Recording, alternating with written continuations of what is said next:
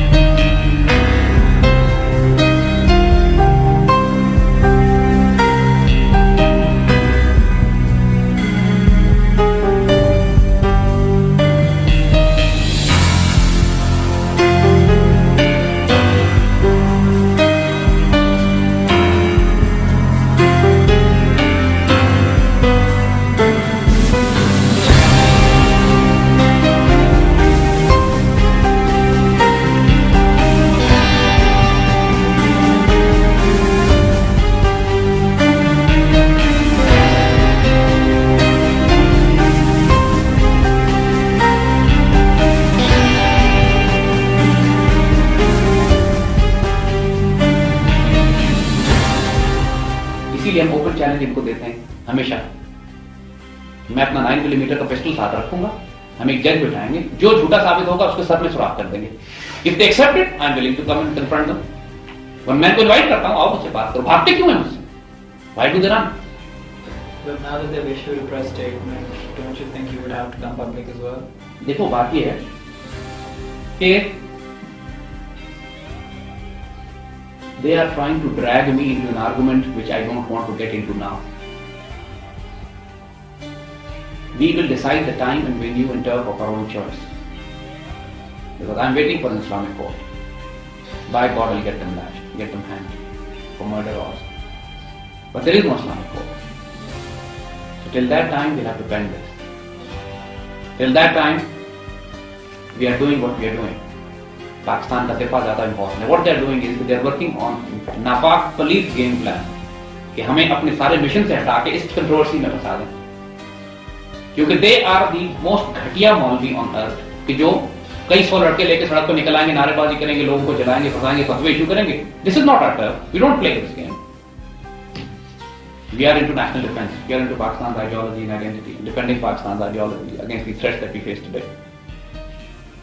Why should I play the game on their turf, on their terms? I don't want to. किसी को नहीं यकीन करना ना करे। आज तक आपने हजारों बच्चे हमारे पास आए पूछने के लिए जो आप बात कर रहे हो।